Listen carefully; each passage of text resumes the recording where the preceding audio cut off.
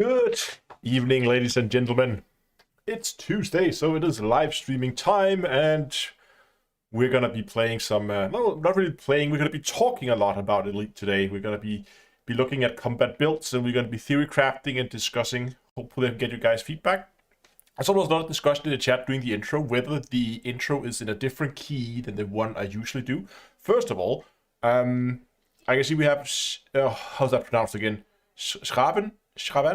I think, I'm not sure. Sorry if I'm butchering that, but as you also saw, guy who's been generously allowing me to use his performance of Claire de Lune, and absolutely correct. This is in a different key, but that's actually because the old one I used, I transposed that I think 1 or 2 half steps in order to get around the problem with it being incorrectly flagged in the content ID system. So just kind of work around for that.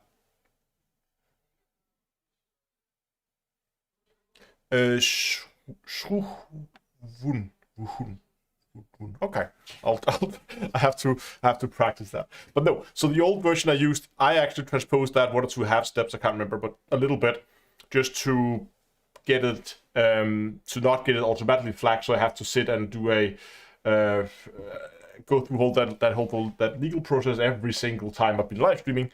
But now that we have a new version, I can use that, and it's not being automatically copyright claimed, incorrectly copyright claimed, and we can now also have it in the correct key as it is supposed to be. So that's wonderful.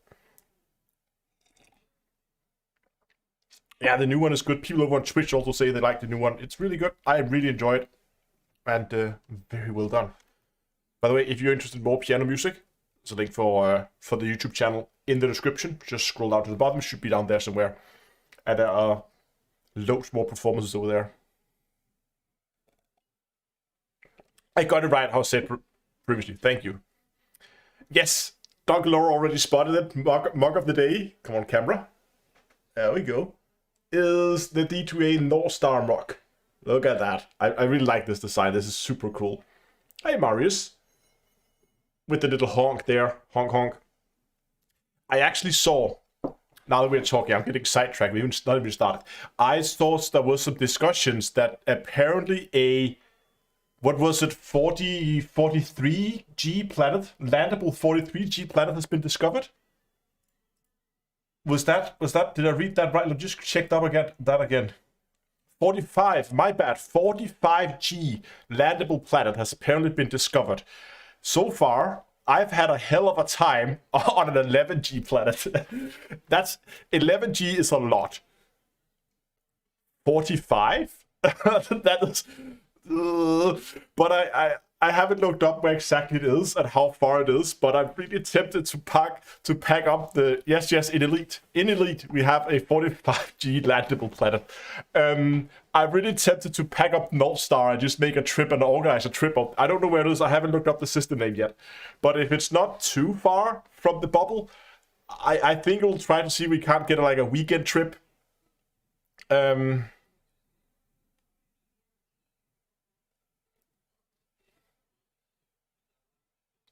Yes, F8 diving speed record. I think it's also because if we bring the North Star out there, it doesn't matter if you end up blowing up your ship, because you'll just respawn on the ship and it will be in orbit around the planet. 6,000 light years out. Okay, if that's all, if we're only 6,000 light years out, then no doubt about it. That is just I fly out on a Friday evening and then fly back on a Sunday at some point. Okay, if you guys are interested in, I think we're gonna do that. Okay, if you guys are interested in that, if you want to have a free ride out to apparently a 45G planet, with a fleet carrier, so you don't have to fly there yourself. You're just gonna fly you out there and then fly you back a couple days later. I'll see what I can do about figuring out when we can set off some time to sit down and do that, because that would be absolutely hilarious. And carrier trips are so fun. I really want to do that. Okay, but if you want that, go and subscribe. I'll be posting information about it, and I'll be mentioning it in Hello Dave when I have a a date for it, and I will of course be giving you some weeks notice, so you have time to plan around it and stuff like that. Yes, so that should be fun. Oh god, I have to do an FA off landing on a 45G world. that's gonna end in tears. Take the cube combo or something stupid just so it costs me 30 million every time I mess up. So that's actually something on the line.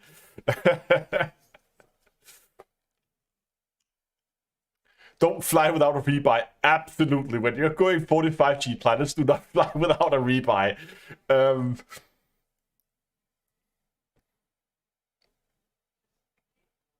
Okay, Koi 1701. Fair enough.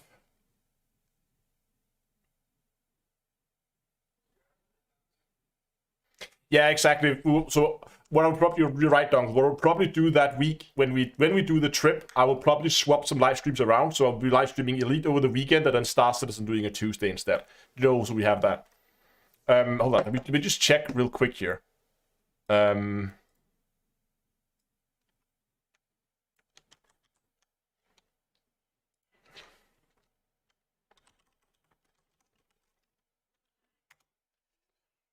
Yeah, jump. Calculator, there should be one. Oh, should I take you guys with me? Here we go. Whee! Okay, so source system should be, I can remember, is it LP 15? I can never remember our own home system. I always forget the numbers. 157, no, 147? I can never remember. Okay, let's just do it. It doesn't matter. We're just gonna go Sol. And then to that system. 547, thank you. So if we're leaving from LP 547, I knew there was a 1 in there, 159. Yeah, right. There it is. And I don't know how much I have on board, but let's just say I have 10,000 things on board. That's 13 jumps, 20 minutes, half an hour. I usually put carrier trips, I put in half an hour, so we have a little bit of leeway to stop up for people who get lost and fall off the carrier, which will happen. So half an hour per jump. That's about 6.5-ish hours of jumping. That's not too bad. Consuming how much tritium?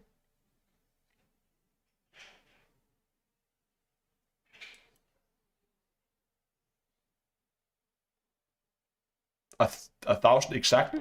That can't be right. Oh, right. No. Okay, so just over 1,000. Yeah, total this year. That's not bad. That's very doable. That's EDSM showing 4 ships destroyed in the last 24 hours. I wonder where. Okay. We should set up a light goal, shouldn't we? Let's do something light today, since we're doing a little bit more of a technical stream today. We usually have fewer people.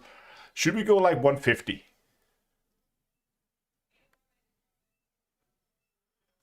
$170 suggested. Okay, fair enough.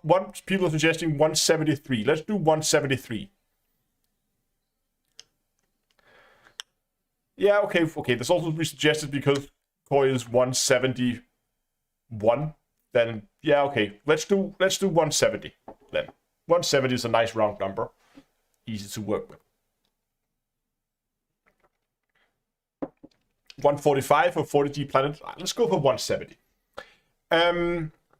So as always, if you guys want to help me out, go down and you can like the live stream. When we reach 170 likes, I will set up a discount code for you guys over on the merch store, so you guys can get some merchandise on the cheap with a 10% discount. By the way, you can find the merch store at d2astore.com. So if you want to help me out, go down and like it. If you want to help out your fellow commanders, you can go and do the same thing so they can get some discount if there are people who are interested. But we're not going to be talking about 45G planets. We're going to be talking about the upcoming changes to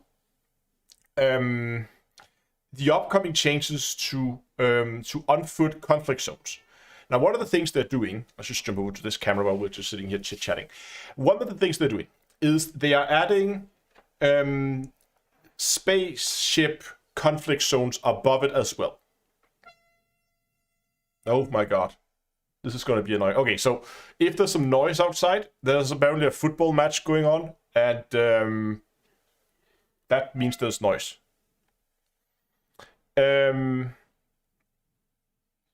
Anyway, so what they're going to do in update 7 is they're going to add ship-based conflict zones above the on-foot conflict zones. And the idea with this is initially I think they wanted to solve the problem of people just sitting above it. Danish Cup, I have no idea. It's something football. I don't follow football. But what Frontier wants to solve is the problem of people just sitting above the conflict zones with very little danger to themselves, and just firing dumbfire missiles down on people. Okay, so they're doing that by one, adding conflict zones above them, so there will be other ships, both friendly and hostiles, of course, encouraging people to move around, because if you sit still, you're going to take a lot of damage. What they're also doing is they're going to add surface-to-air defenses turrets. That's also going to mean that it's going to be a hazardous to stay in the vicinity of the base for too long. And with that, I hope, and now we're getting, that's what we know. That's what we know. And what we know is that those things are going to be added. So now we're going to go into to the more guessing area, right? So I'm going to assume that these sites, these conflict zones above, the ship-based conflict zones above the other ones are linked together, so that if you shoot down a ship, you will also help progress towards winning the conflict zone. Because that means that all of a sudden you can actually come in with a ship and help out, which I think is fun. So we're going to be figuring out what are we going to do for ships here, because I don't think the standard cucumber build is going to be very effective for this, because the cucumber, as I see it, is just going to be too, it's turning too slow, and it doesn't have a good enough thrust to weight ratio to effectively maneuver around. I could see too many situations where you begin to do violent maneuvers, and you end up crashing it into the ground. You take a lot of damage from impacts, that kind of thing.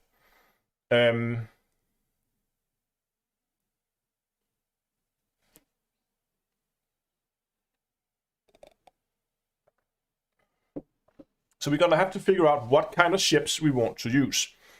Diamondback Scout, I think, I mean, it's still gonna be conflict zones, and we know those turrets are going to hurt. So we're gonna have to carry some kind of defense.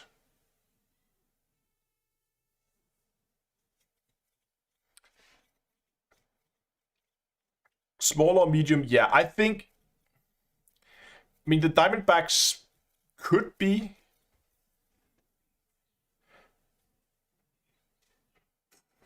Drop a fighter point defense. Type 10. Type 10 is too heavy, I think. Push the targets into the ground. Vulture has. Okay, hold on. Let's just go here and just jump over here on this screen here. What we're gonna do is we're gonna basically begin to select the ships that we think could be interesting. So I'm just gonna quickly see what. So a lot of people are suggesting the Chieftain. We're just gonna. Whoops. So let's go ahead and let's highlight that, and let's group up the highlights. I saw some people mentioning the Mamba. Did it again. Chieftain. Mamba. I want to check the Crate Mark II. I want to check the probably not Python. Vulture. And let's group them. People suggesting the gunship.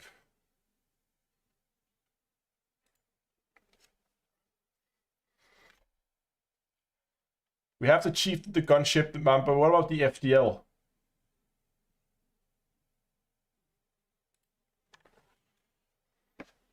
Cobra Mark III, just to get one of the small ones in.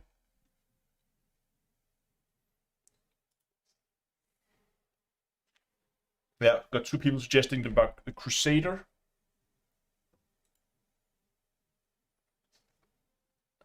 And just for fun, we're going to take the DBX also. Okay, let's start with those. Beluga. Yeah, the Vulture is there. So what we're going to do now is we're going to open up all of these in new tabs here, like so. We're going to start with these, and then we can try to do more tests afterwards.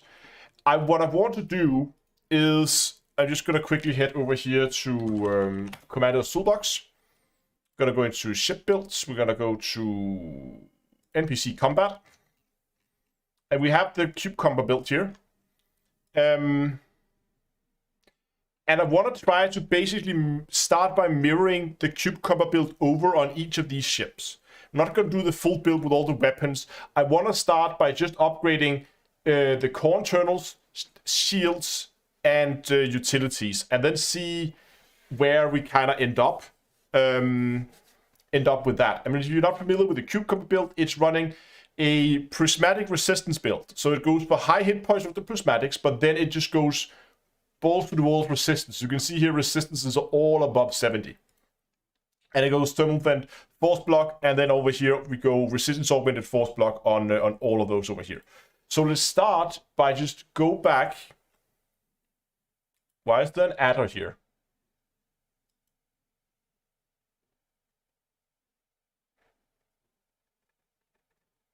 Could you make in the future a non-engineered build? We can look at non-engineered builds, but that will probably be after when we figured out how to engineer it. Then we're gonna figure out how can we non-engineer it. What's the purpose of the build? The purpose of the build is to be an in-atmosphere combat build designed to go to conflict zones. So let's just start out here with the Crusader. We're gonna put in some prismatics.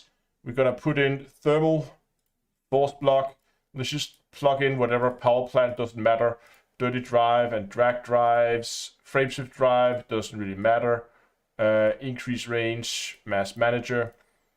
Derate the light support, lightweighted. Power distributor with... We're gonna fine-tune this afterwards. I'm just gonna put a very standard combat build on this. Over here, we're gonna put a shield booster on. Hope you guys can see it. You can. With resistance augmented force block on all of these, and then we're just gonna copy that down there. Okay, so this would be, we have some extra internals here obviously that we can use for more shield if we have a surplus of power, which we should have if we actually engineer this with like so. We have a decent surplus of power. What I want to see is just the shield strength. I'm looking for speed, and I'm looking for its maneuverability down here. So those are the factors that we are going to be judging this upon. So basically, yeah, how much shield hit points do we get? What kind of speed do we get out of it?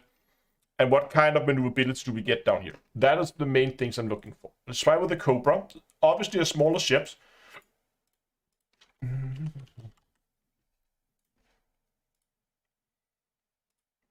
Thermal resistant force block, and there, and resistance force block.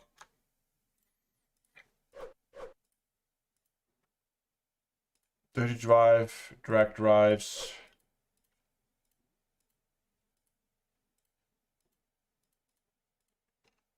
Charge enhanced, super. We're just gonna do the exact same thing here.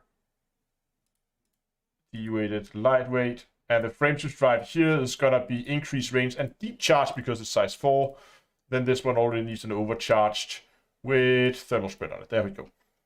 So obviously significantly less hit points. Speed-wise, very much faster, and the maneuverability here should be very good.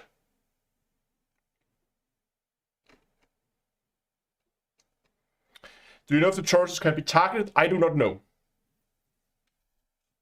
I don't necessarily... Maybe? I don't think that while the Diamondback is a fun ship, I don't have high hopes for it. In terms of its performance here.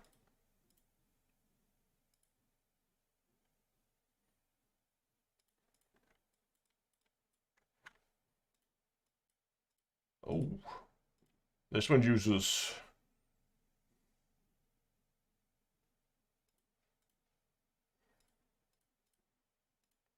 This one uses a lot of power and doesn't have that big power plant.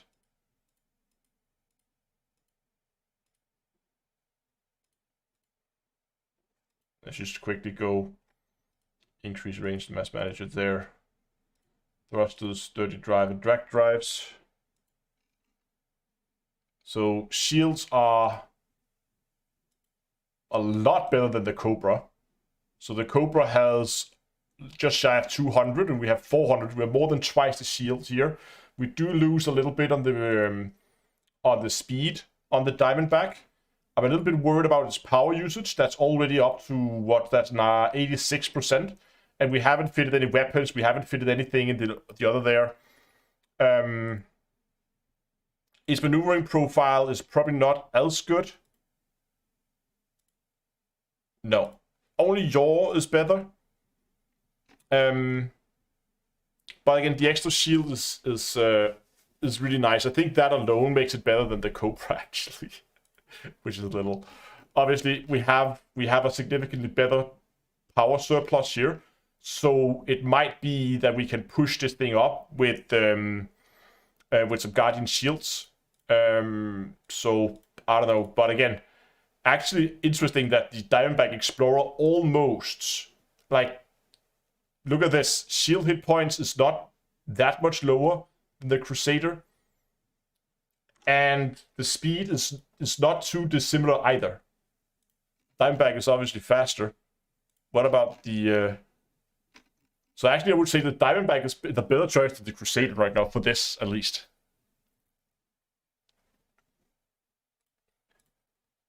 Gunship.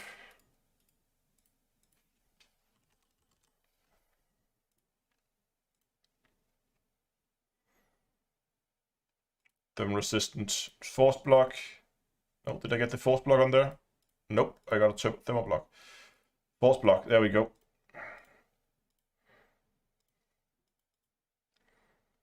Resistance augmented. Force block.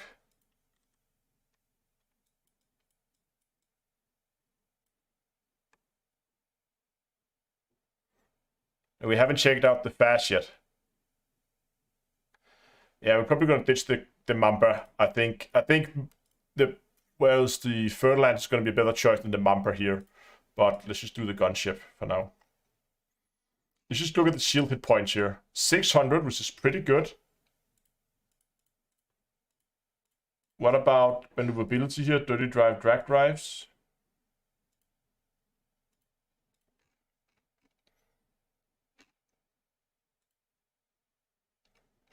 Yeah.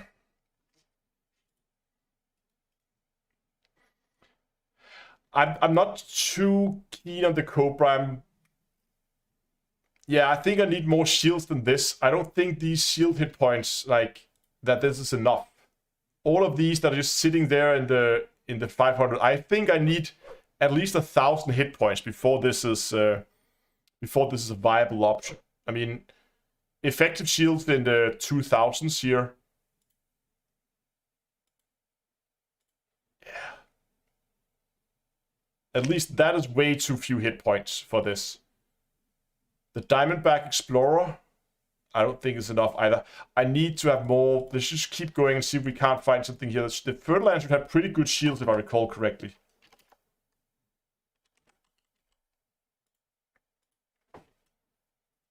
Reinforced. No, not reinforced. Thermal block. Force block. The reason why I think we can get some good shields out of this one is because it has those 6 utility mounts. And those extra 2 is gonna be a lot of hit points. See, now we're talking 1100 shields on the Fertilance. And this thing is not a bad maneuvering ship, if I recall correctly. Yeah, look at that. It has really good maneuverability.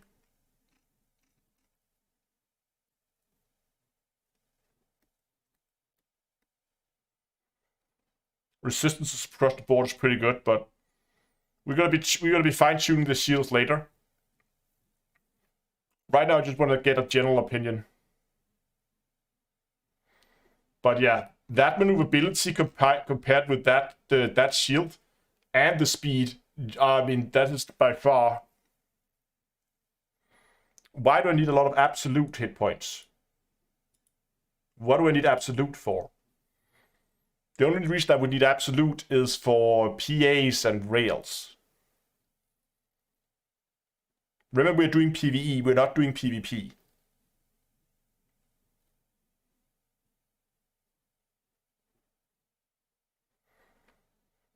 I mean, I run the Corvette with a relatively low amount of absolute hit points.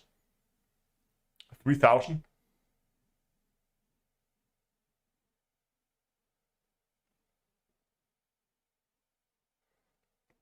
Yeah, but yeah, I know NPCs use rails, but not that much. Yeah, but again, I've always run these high resistance builds, and it's never really been an issue for me on the Corvette, the Cucumber.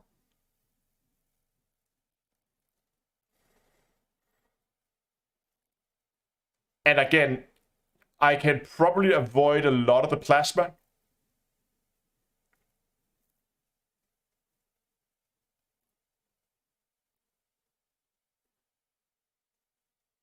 Yeah, see, that's another point, is when you run these high resistance builds, is you are very vulnerable to crashes. So if you ram into things, does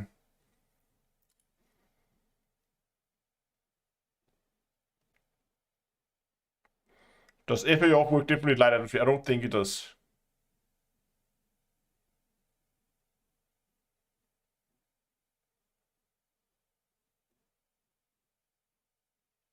Depends on the damage type of the ground defenses. That is correct.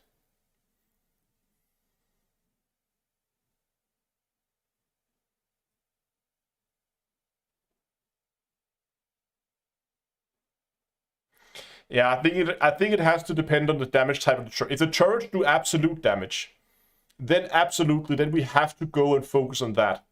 Can we just hold on? Let me just go and find that that video that Frontier did here.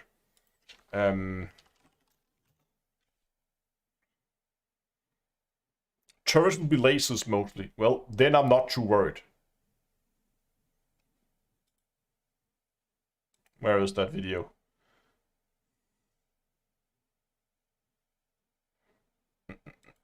There it is.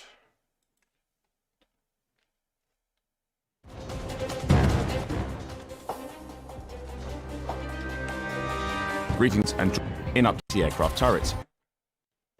We will rebalance these zones to create a more connected gameplay experience between those on the ground and those pilots above them. The biggest of these changes will be that conflict zones now feature anti-aircraft turrets, ready to engage any commanders who choose to enter in their ships, bringing protection for dropships and their tide-turning reinforcements. These turrets... Yeah, I think that looks like lasers.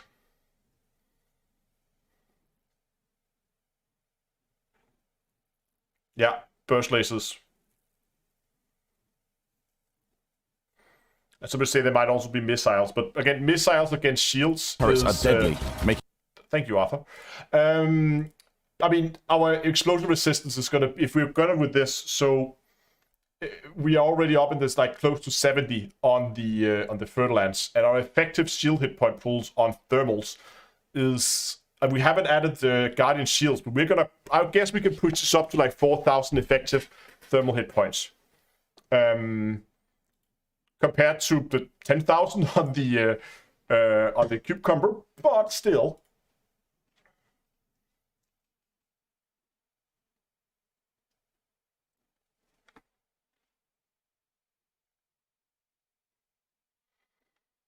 They already have ground missile turrets and they're hurt. Yeah. Okay, let's play around with the crate.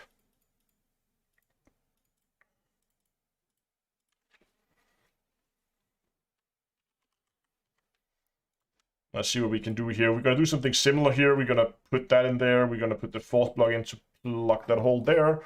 And then we're gonna go with that one there. And then a resistance and with force block. Again, we're just gonna mirror the cube combo build. Then we can try to fine tune it.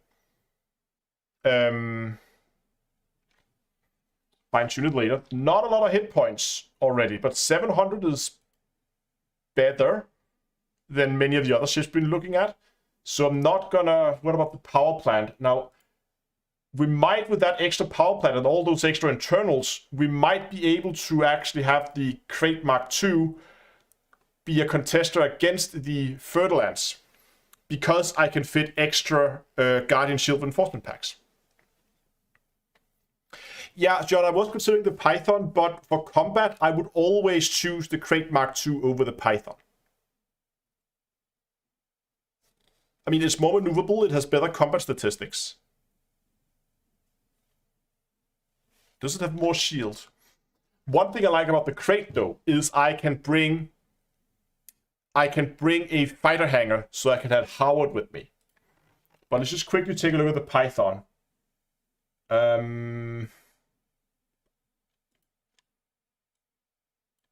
That was an Orca. Where's the Python? What is up with this thing right now? There we go. Thank you. Yeah, it might be a little bit more tanky. Let's try it out, see what happens.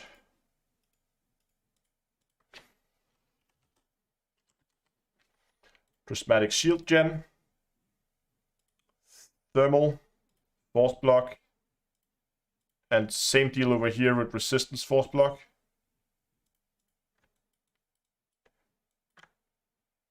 Yeah, so this is a little bit more tanky. But we do lose... we do lose the fighter hangar. And we lose some maneuverability. And I think for this... Yeah, so it's more tanky, but I think I would actually prefer to have the fighter in this situation here. Over that little bit of tankiness.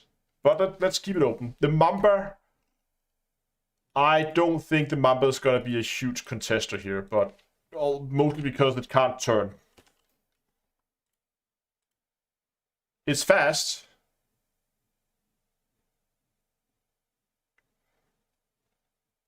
Yeah, but I love my fighters. Force block. No, not reinforced. Thermal block. Force block. I see the Mamba, just like the Fer-de-Lance, just like the Fer-de-Lance clone, has those six utility slots, which does help, especially if we can power it. So it's not quite the same level as the Fer-de-Lance.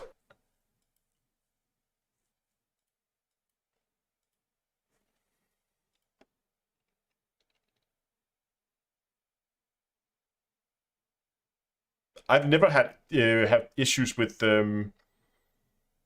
ship launch fighters causing rubber banding. If you have other players in them, yes, but with an NPC fighter, never had issues with that.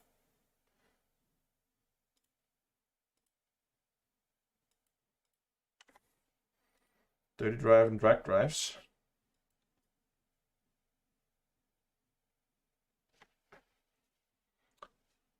Havoc asks, what does Atmos mean? It means atmosphere. So it is a atmospheric combat ship. So there we go. Now we have that speed on the Mamba. But we probably suffered significantly on the maneuverability. Let's see. Yeah, look at that. 39 there and 57 here. So just because of that, I'm going to discard the Mamba.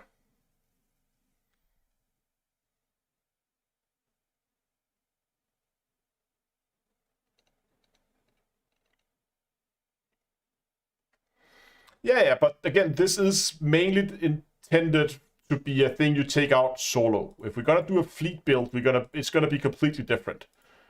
Because then we might want to bring stuff like Healy beams and those kind of things. I don't know, maybe the tankiness there can be, I don't know. For solo, I have never had issues with those. Okay, let's see what we can do with a vulture. A lot of people really seem to think the vulture. I'm a little, I don't know. I've never been a big vulture fan. I know it's a good combat ship, but I don't know. It just never really. I never really fell in love with the vulture, the same as I did with other ships. But I will give it that. Oh my god, that power plant. So this one kind of has the same issues as the Cobra. That we're using up a lot of power just running the shields on this. But yeah, the ship for a small ship, this is really good. But how is the maneuverability on this one? So 100 and so you can look at this. Look at these numbers here. 107, 41. And oh, did we upgrade the engines? We didn't. We probably should do that in order to make it a fair comparison. There we go. 77, 88. Yeah, so it is even more maneuverable than what we get on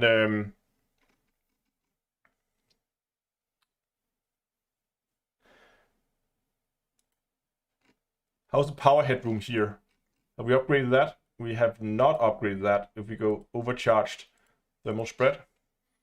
I just think purely because of the power headroom that we have and that we do not have on the Vulture. We might be able to make it work on the Vulture, but I still like the third lance the most right now, I will admit.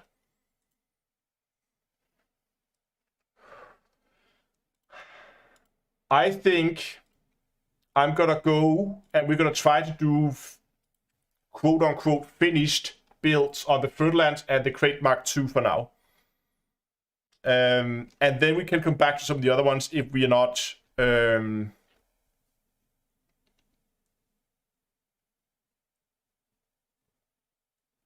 you have a fighter on the third lance? No, you can't. No fighter. So if we're going to start here, we want to have like a fighter hangar, right? And we want to upgrade that power plant. What is our power headroom like on this one? Very good power headroom. Oh my god, we have all the power on the Crate Mark II. That's good because we need that power to close that gap up to the third lance.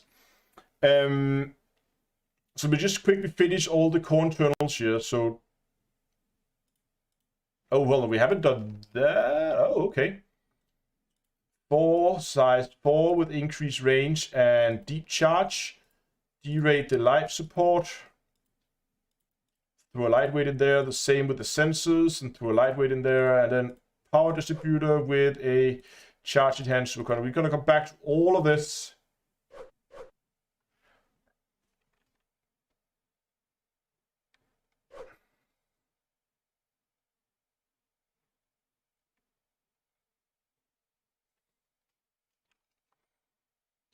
Yeah. And again, we don't really care about jump range. That was the third lance. Let's just finish this one up.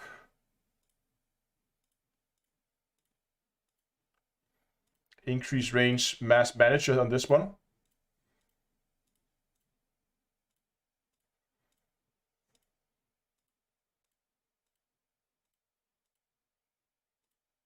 There we go. Now the speeds of these two was actually very similar. How's the maneuverability profiles on these two then? I would assume the third lance is fast or is maneuvering a little bit better. You know what? Apart from the fact that the third lance just pitches so fast. But yeah, maneuverability on the third lance is definitely better.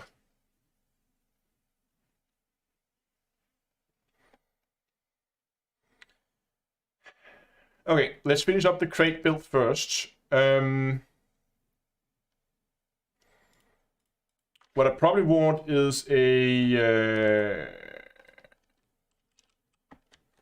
shield cell bank, and I probably want it B rated with Come on. With specialized bus shell in it. Why do I want that? I want that to, yeah, as you can guess, boost my hit points. Shield reinforcements. This is nice. Look at that.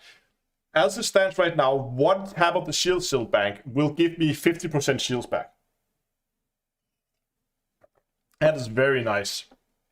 Okay, what else do we need on this? What do I actually have on this one? I mainly just have shield banks, a fighter hangar. I dropped in a fuel scoop, which I guess we can put in if I have spare slots.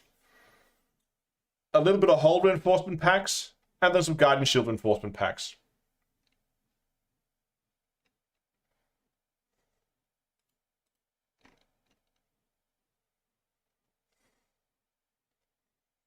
I guess we're just going to start plugging in shields, basically.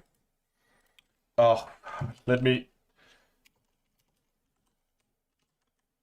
Guidance shield reinforcement packs. Let me just give me a second here. Because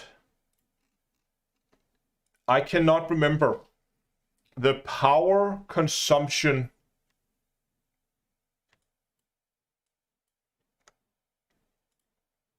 I think it's D-rated that is the best. Let me just quickly check here.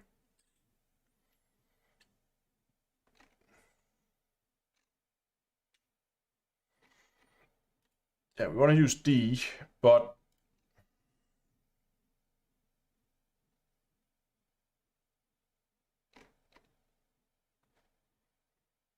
So here we have 182. We have 182 hit points for 1.05. That means we have 73.33 megajoules per megawatt.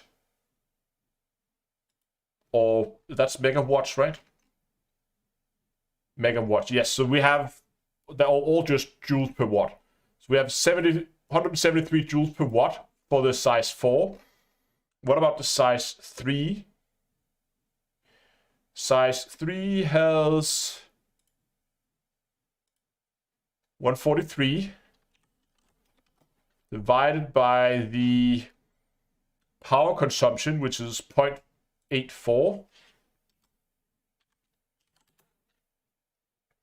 Okay, so it's slightly better on the size 4, but it's not that big of a deal.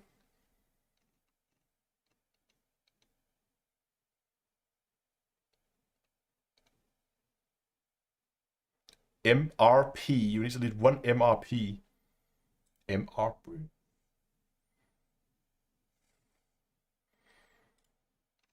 Let me just try some of the smaller ones. A 2D. 67. So that is 105 divided by that. So that is worse. All right, 105, 167. 105. 67, yeah. And the size 1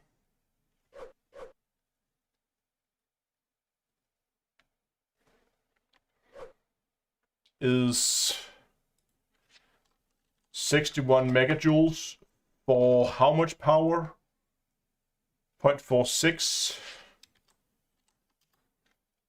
which is again even worse. Okay, so what we want, I'm just for fun, I'm just gonna quickly try out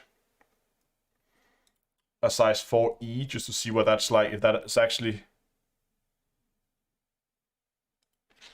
165 divided by the power consumption of the 4E, 0.95. Okay, so that is on par, actually. That's interesting.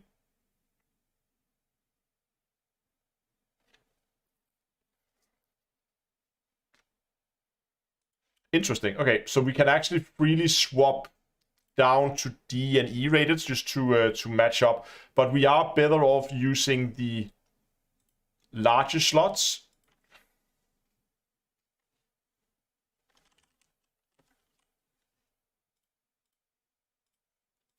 Oh, we haven't checked. I'm just going to check the size 5, see what that's like. 5 divided by how much power does that use? 1.26. Okay, so that's up in the 170 area as well, so it's pretty similar. So the falls are actually one of the most ideal places you can put this. I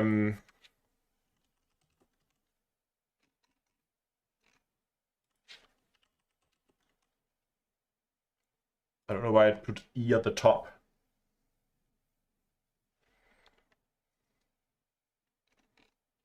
Oh, before we begin to smack this in, we should probably put in some weapons here. What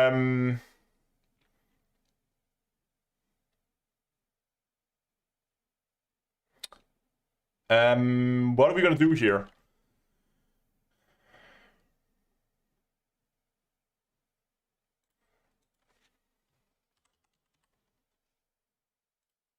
I'm tempted to go 2 medium beams with long range and thermal vent, so we can counteract that that heat from our shield cell bank, and then just go multis up here.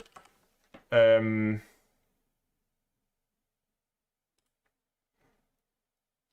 then have 2 of them be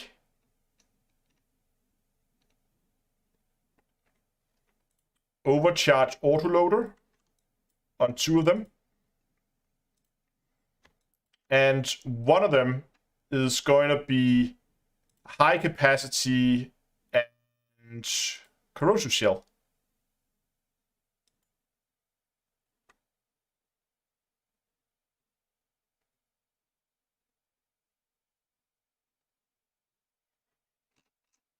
We still have a lot of power. We could go with a more laser heavy build.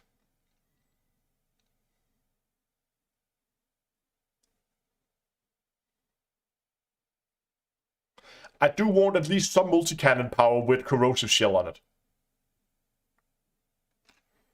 How's the damage profile? It's very kinetic heavy, as you would expect. No missiles? No. I mean, we might. I don't know. Do we want missiles to take out a few on-foot targets?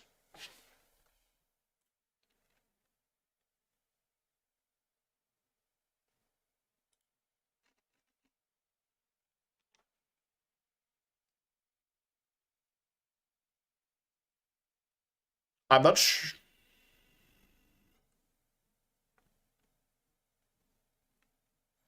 I was going to go mainly ship to ship.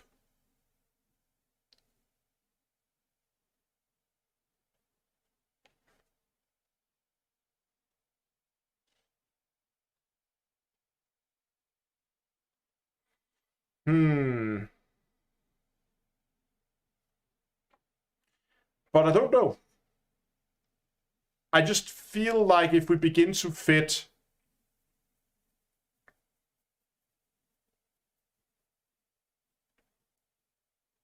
I mean, it could be nice if we have a... I don't know, because sometimes when you have the vultures that comes in and they drop off a group, it could be nice to be able to just fire 2 missiles at them. And then basically you take out that respawn. Almost, at least. So from that point of view, you could make a huge difference if you have that 1 missile launcher in that situation.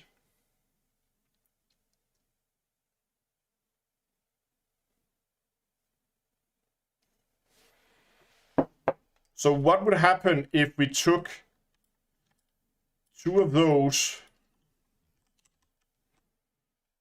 and put in a massive missile rack? We have a lot of missiles. I don't know. I don't know if we can target the ground turrets. They're not in the game yet. I don't believe we can. But maybe. Maybe we can dumbfire missile them.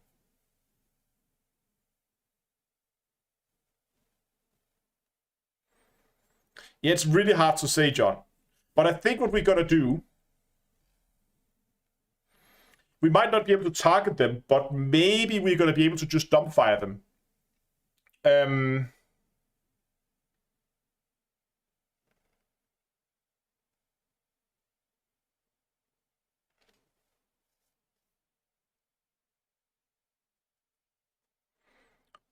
What advanced missile launches? How much does that have more on the advanced? Hold on, let me just check.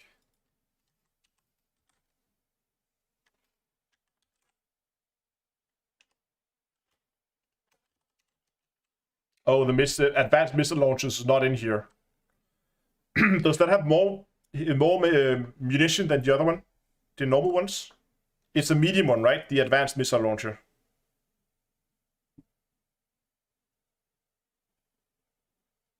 Yeah, Kolyos doesn't have it.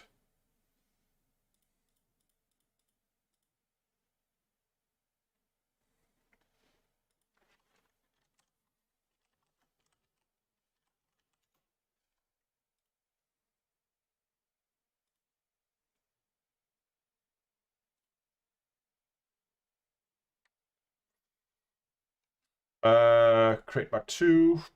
I'm never in here. How does this work? You go over here, cannons, explosives. Yeah, the experimental. Okay, hold on.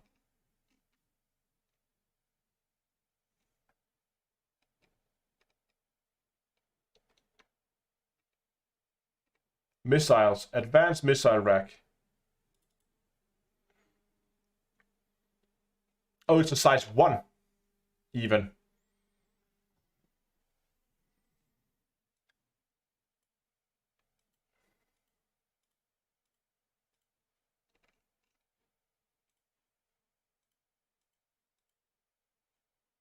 Yeah, okay, I can see what you're like 16 there, but with a single small missile rack, we can carry 64. But what could I carry if I fitted that one, a normal medium-sized? And we still have more. There are size 2s? Oh, they're also, oh, okay, they're also size 2s. Hold on.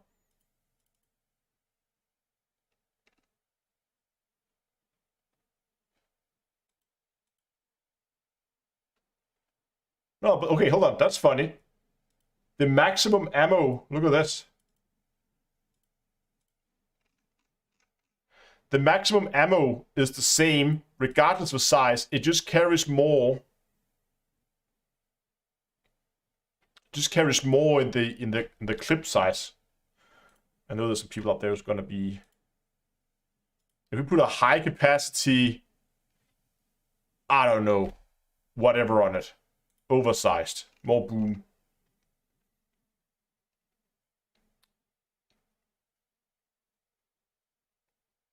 Then we're up to 128. That is a lot. Yeah, but that is what the advanced missile rack is gonna give us. That is. Yeah, that is funny, isn't it? That they carry the same, but just a little bit more. So you just get, from upgrading to a size 2, you just get a little bit more. And I don't think they do more damage either. Damage, here we go. Just engineer this one as well. High capacity, oversized. Yeah, look at that. The damage output per missile is the same. So it's like, why? You would almost always want to fit the smaller one, I think. If it's at all possible.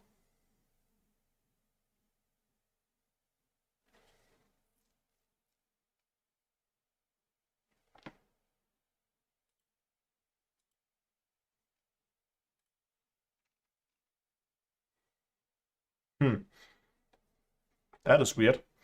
Okay. But again, advanced missiles, then we have everything we need. We have missiles for days.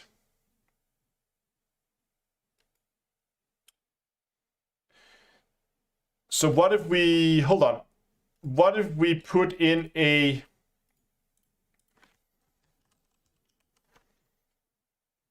gimbaled multi-cannon in here with high capacity and corrosive shell to soften that up.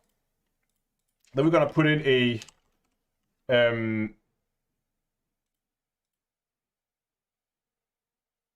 yeah, we're gonna put in a missile here with high capacity oversized. This is gonna be an advanced one, but obviously Kolyos doesn't support it.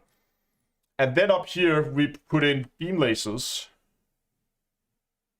gimbal beams with long range and thermal vent to counteract the heat from our shield cell banks. How's that for damage? We are very thermal heavy.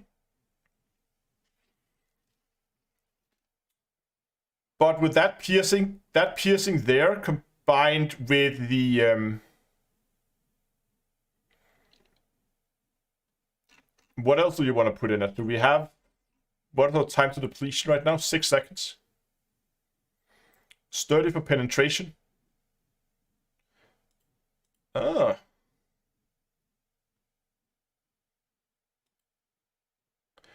Is it anti-ship? It's mainly anti-ship, but a little bit of anti-ground also. So the reason why is the damage profiles on the lasers. You can see here.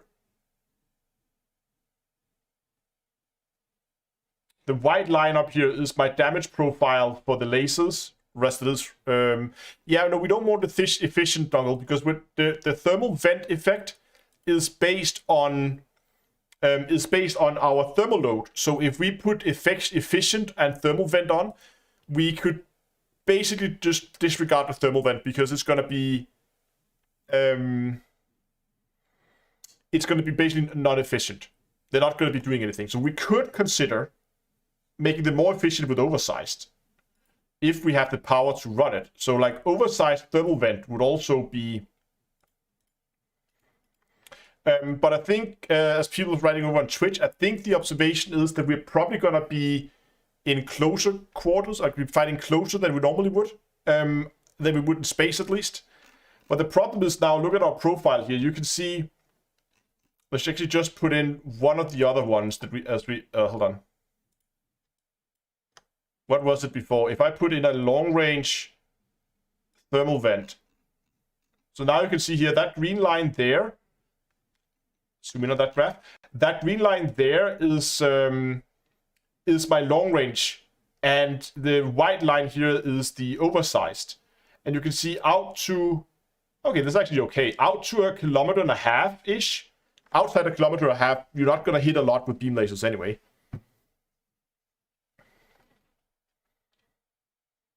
Yes, I know we have perma beams, but then I might as well just take the heat damage and then disregard the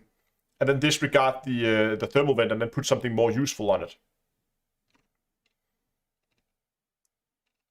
The problem of now being, if we just take that missile launcher, where is that? Power distributor, missile rack, power that off. With the setup, we have 4 seconds with the current setup. That is a little on the low side. The Corvette has 12.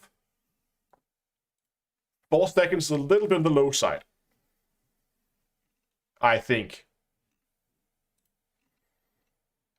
And that is, of course, because that was oversized. Can we do anything else? I mean, we could go sturdy. That also reduces our thermal load.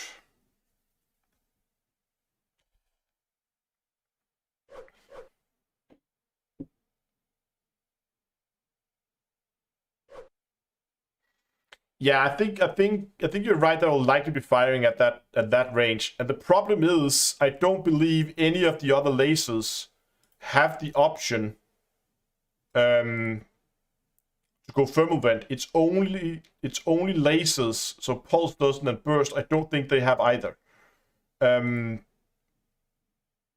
Because otherwise, see, no thermal vent. So otherwise, we could just have gone with a less aggressive laser than a beam, but we have to use the beams if we want to have that thermal vent to counteract that heat from that shield cell bank.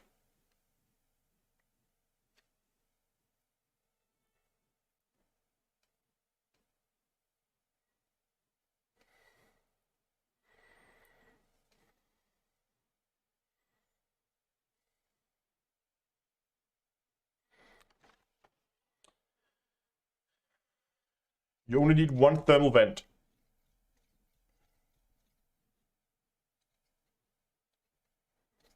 Nah, I don't like plasmas. Okay. Some people are suggesting, what if we put 1 long-range thermal vent on there just to counteract the heat?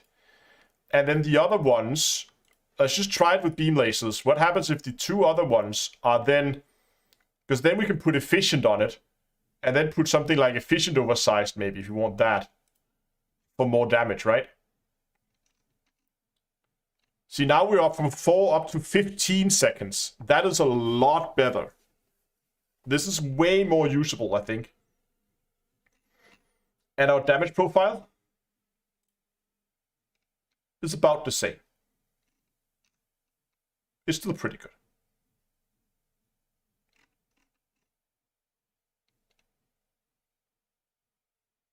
And we have that multi-cannon down here to soften up the armor. I don't think we need sturdy, because 50 piercing. I mean, look at this. Does it show the armor hardness in here?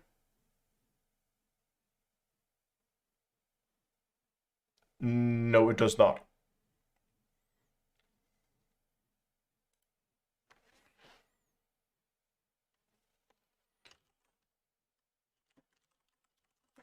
Elite dangerous.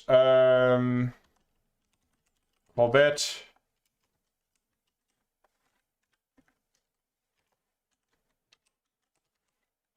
Armor hardness. Armor hardness. Here we go. So you can see here, the Federal Corvette has an armor hardness of 70. Only the Type 10 has... So the worst you can hit is a Type 10, which has a 75 armor hardness. Now, the corrosive shell... is it 25%? Corrosive shell. And no, they do not stack. It is a status effect.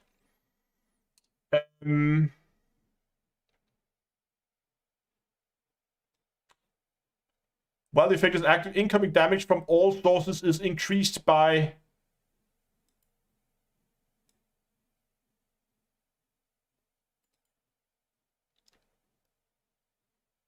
temporarily weakens armor and increases all damage taken at the cost of 20% reduction to ammo capacity. It's 40%. While the effect is active, incoming damage from all sources is increased by 25%, and all attacks receive a 20 plus bonus to their armor piercing. Is the flat bonus?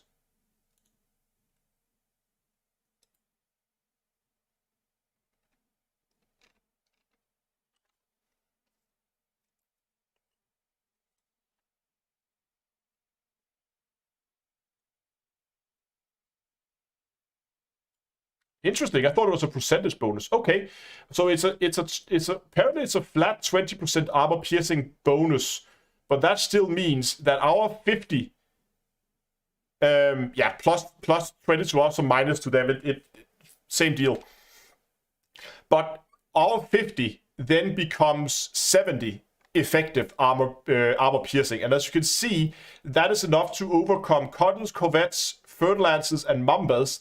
The only thing where we're gonna get a small benefit or small decrease is on the Type 10, where we're gonna have 70 piercing against the 75 armor hardness. So we're gonna get a small reduction if we have to fight a Type 10.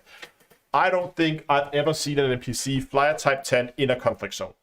I've seen space cows in Type 9s, but I've not seen a Type 10. Very rare to see those. So. And again, Cutters and Corvettes, we don't see those. We might see Ferdlances. So basically, with a single corrosive shell,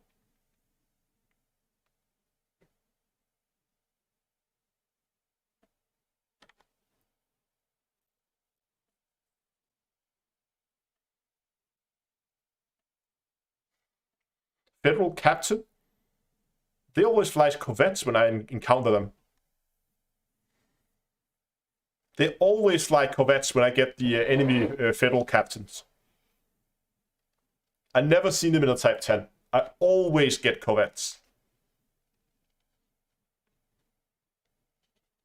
Alliance Captains. Oh, right, okay. Maybe Alliance Captains. Okay, fair enough. Alliance Captains, they may fly Type 10s. If that's the case...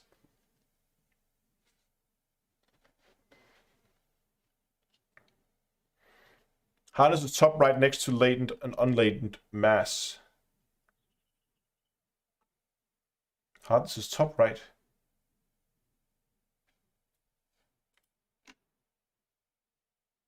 Oh, right, there it is. Hull hardness. Perfect.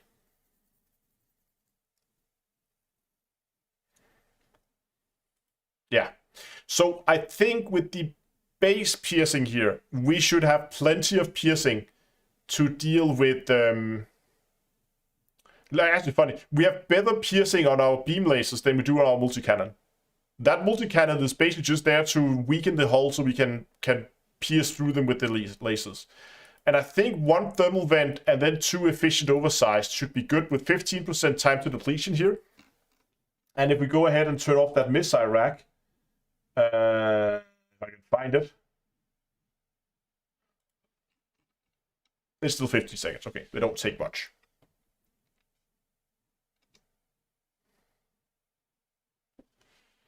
And we're not done yet, because how are we doing for power? We have all the power headroom right now.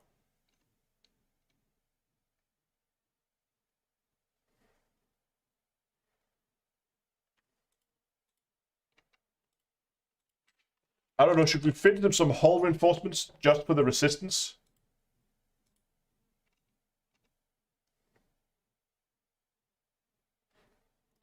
I think I just fitted these for resistance, didn't I?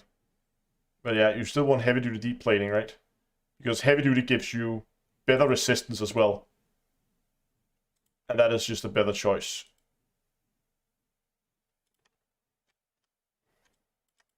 Oh, 2D with heavy duty deep plating on.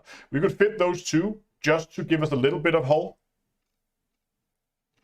We haven't put in anything in here either. We could do that too. Military grade. Probably don't want mirrored. But reactive should be fine. Reactive with heavy duty and deep plating on this one as well. Boom. I have some decent resistances. There are some good. We have a bit of... Yeah, armor survival, exactly. So this is for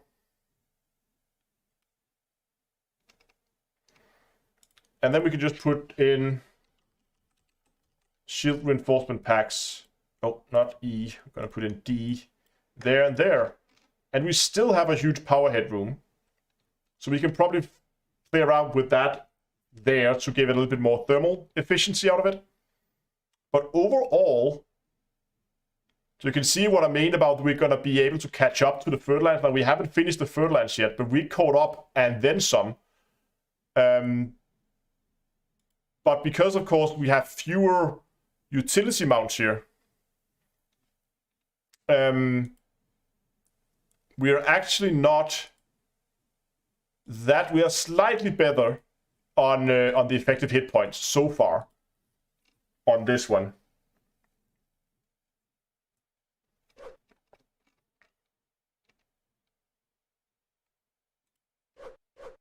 I'm just gonna fine tune the power plant here. Can we go down to a 4? Let's just disable some of the stuff that we don't need. How much stuff can we disable?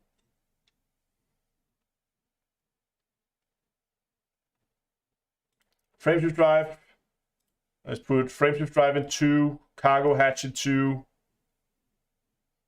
And that's about it.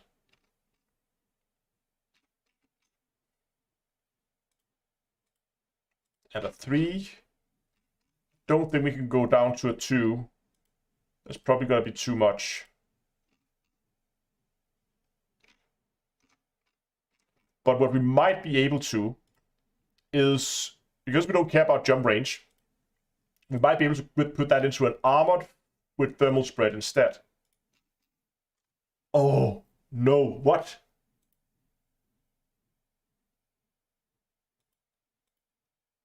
So we use 55.63 and we have, so we use 0.03 megawatts of power too much. We need to save the tiniest amount.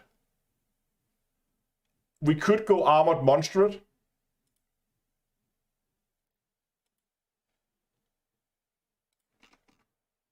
No, but we have disabled the cargo hatch dongle. You can see here we have, like, even disabling cargo hatch is not enough.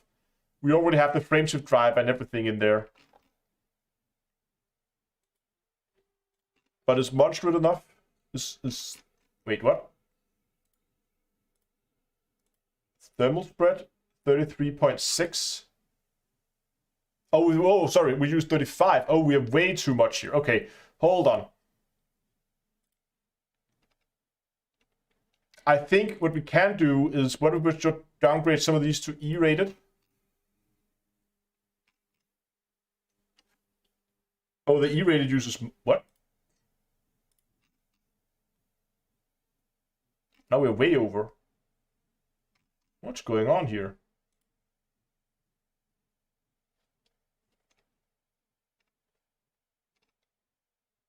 Hold on, I'm just gonna go back and check. I think I messed something up here. Hold on.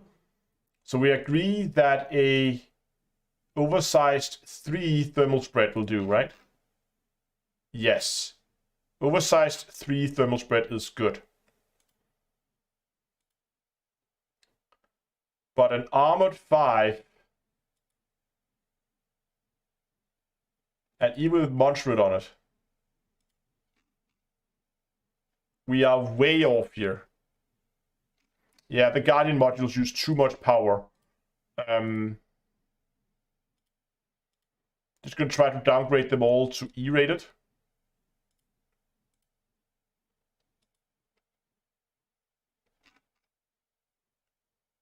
If I downgrade all of them to E,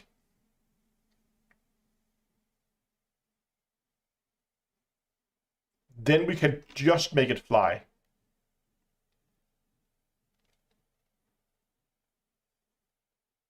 Hold on, I need to do some testing here. Now we're really in the fine-tuning phase. What I want to try here is put these back to D-rated there, and then kill that module. Then we're also good if we kill one of them. Is this a better solution than this? No. So it's better to go with all E-rated than it is to go D-rated and disable one. See, more hit points there. So this is a better solution to go E. Really weird, but yeah.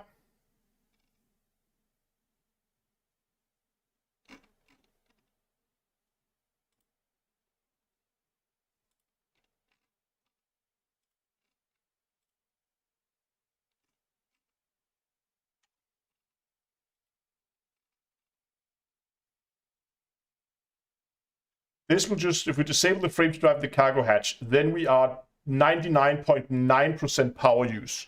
Look at that. that's tight. Well, that will do it. That is a option, I think.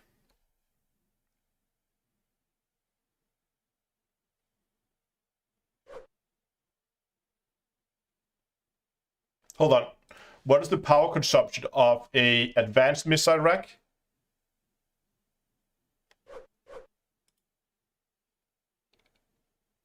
Oh, look at that. This one uses, hold on, a normal one, high capacity, oversized. Okay, they do use the same. But you know what we could? We could probably save a little bit here. Oversized is fine. But the 6, could we just try with no experimentals here?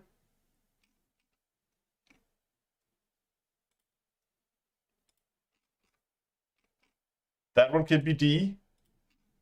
And there we go over. Okay, we're gonna have 1, 3D. We do want the high capacity, right? That's the whole point.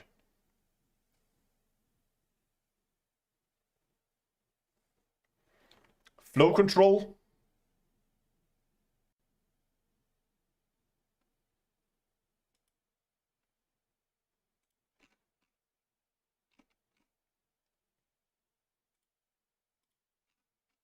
I'm just squeezing. I'm not. No, I'm not using biweaves. I don't want to use biweaves. I want to use prismatics with the high resistances. We could save some power by using biweaves. That's true. We would have a lot of power headroom, but this is usable with this setup. Those two can be D. I don't think we can turn... That one is probably going to break it. Yep. Now it's red. So we're going to put that back to an E.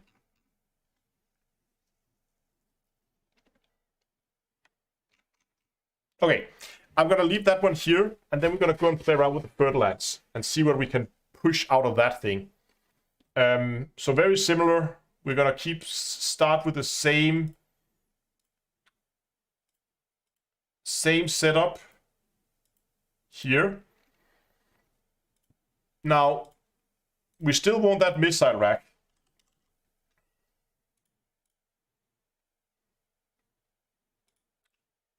With high capacity and flow control. But then now what do we do? Do we put in one huge multi-cannon?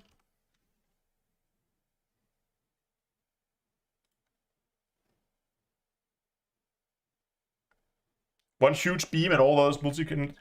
Either we do that, either we put in one beam and then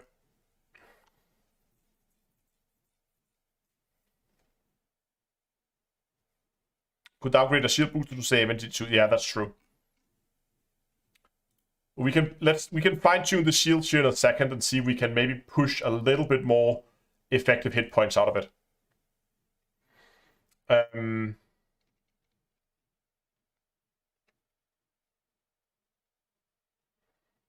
What do you guys think? Huge multis and then 3 beams?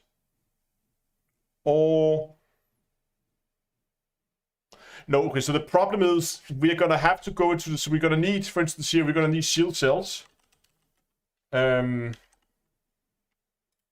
they need to be B, and they need to be specialized with bus shell. So we're going to need something, you're going to need that thermal vent beam laser somewhere. And if we put that up here, we are forced to go, just as we did here, with having the big beam laser be long-range thermal vent. And I think that's going to be too much to ask for our... There's no huge missiles. They only come up to size 3? Size 2. So only up to size 2. Okay, the normal missiles do come up to size 3, but not the advanced ones.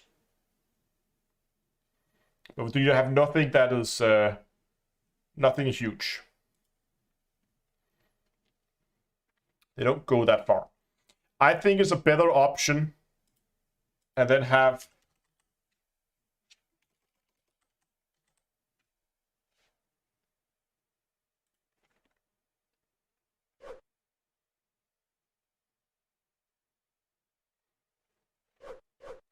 yeah, we might also go...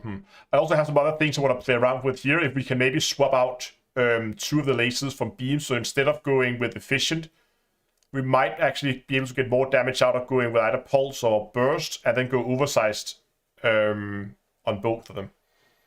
But let's play around with that afterwards. So we have that one there, one beam laser with long range, and the thermal vent is there. And then just like over here, we're going to go efficient oversized on the 2 other ones. So efficient oversized there and there, just to see what that looks like. Let's look at our offensive profile. Much more balanced, but also a lot less damage coming out of this boat. We haven't done anything to this one. We're going to try to oversize that maybe. Oversize, no, we need ammo, so we actually need to go high capacity corrosive shell. So looking at the damage profile between these 2 ships, offensive profiles, you can see here, why do we have... Oh, explosive is now... And here explosive, okay, that is explosive. We have very little kinetic here. 11 damage on kinetic is not a lot. So 11 kinetic to 63 thermal, where over here we have... So this one totals up to 63 in total, where over here we have 11 damage more.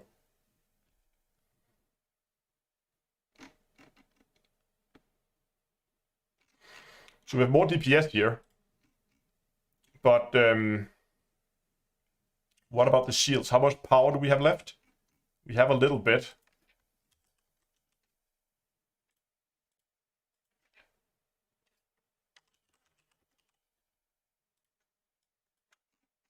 There we go.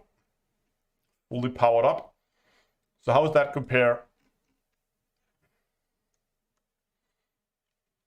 Okay, so what do you guys think? The way these are right now, we have two options. We can go, I think, Fertilance. The Fertilance has more hit points. Can we actually put these up side by side? Ah, there we go.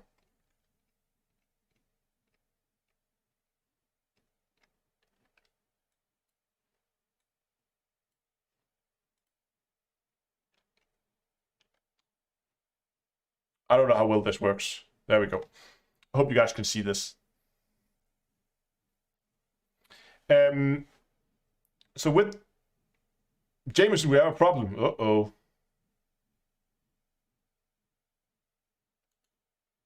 No. Okay, it's back. No.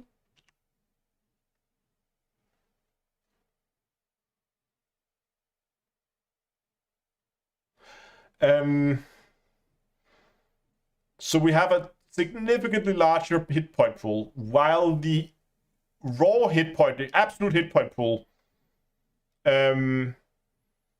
is pretty much identical between the two ships. Because of those extra utility slots on the Fertilance, we have higher resistances, giving us more effective in the resistance-specific hit point pools, as you can see here. We are also faster.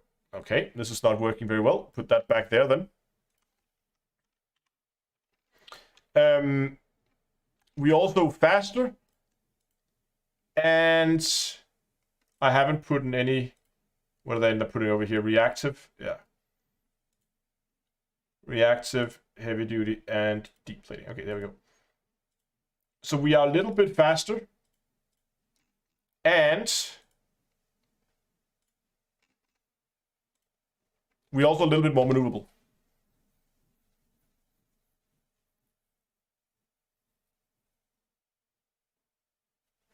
Camera's blocking stats. Okay, I hope this. So basically, Fertilance has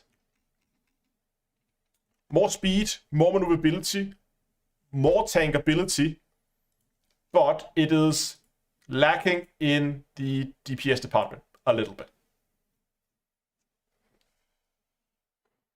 Maybe we could try to tweak this, because we have some extra power to play around with here. A little bit, not a lot, but we have some. So I'm just going to check here. This was our long-range thermal wind. We're going to keep that there. I just want to play around with this and see. Yeah, okay, hold on. Dunkel really wants me to try a huge beam. I'm just going to make a copy of this. And we're going to get rid of this. And then we're going to put a beam in here. Gimbal beam with long range and thermal vent. Boom. Just going to check our offensive profile here. So that is 33 thermal damage compared to what we had before. So, yeah. But we should get some more kinetic damage out of this one now, I think. How does that compare to the crate? Offensive profile. Obviously, this one has a lot more, but we're going to be hopefully catching up on it in the multi-cannon department.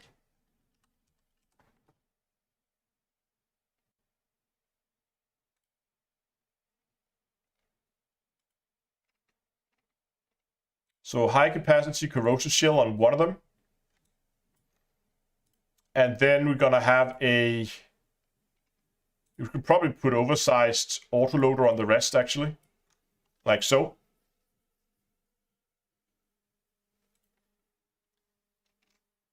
That shouldn't give us power. Oh, it does give us power issues. But if we just take the cargo hatch, and we're good to go. There we go. How is DPS? So compare DPS between those two.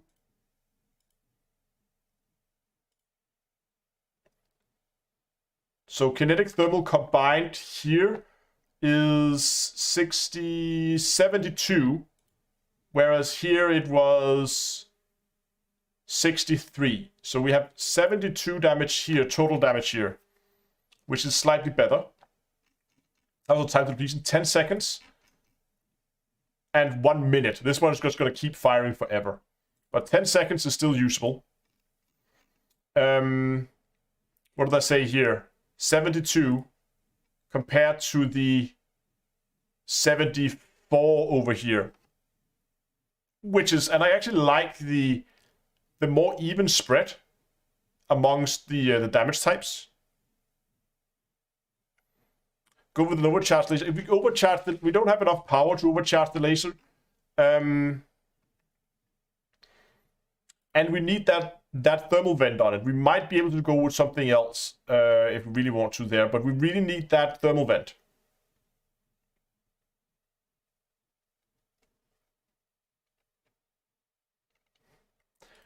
So we can counteract those shield cell banks. Yeah, this one is the third lance we're playing with right now. I think the beam laser, I like that setup more.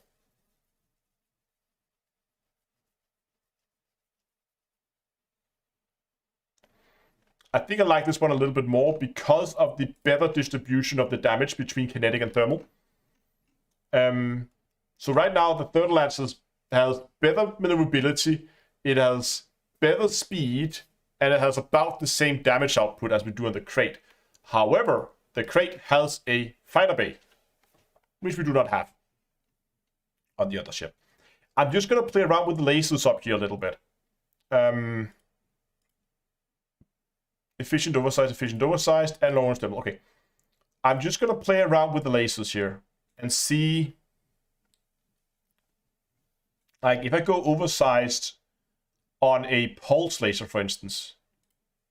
Overcharged, oversized, actually. We get exactly the same DPS out of a pulse laser. So a overcharged, oversized pulse laser gives exactly the same DPS as an efficient, oversized beam laser. But what about the power consumption?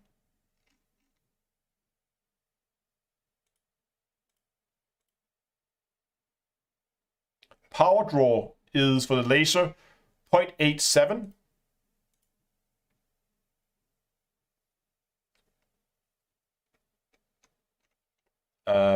Why distribute draw, thermal load, fall off, power draw. There we go. Yeah, right. 0.97. So here we are using more power with the pulse laser. Got off a good measures. We're gonna do the same thing with a burst. How much is the burst using by default? If we put a oversized, overcharged, oversized on it, and then the power draws through the roof.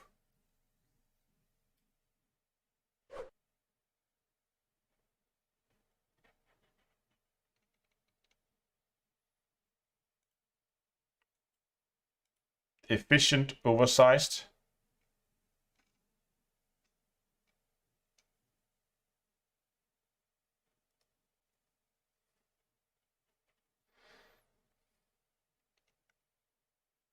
Then we're down to a 0.9. Wait, they use more? Yeah, they do. That is weird. Okay.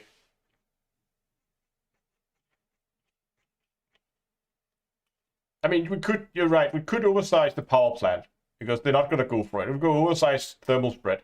The only reason why I might want to try to go armored was because we could get that extra efficiency out of it so we don't overheat as easily. But with this here, we have all the power we could wish for now if we go with that setup here. So now we can easily go and say, could we actually oversize the beam lasers? And can we even keep that firing for an acceptable amount of time? See, that we're down to those 4 seconds. That's given us issues before.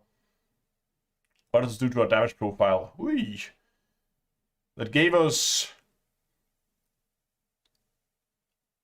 was 63 before. So it gave us 16 DPS by doing that. But again, we can only keep it firing for 4 seconds, so it's not really feasible. It's not practical.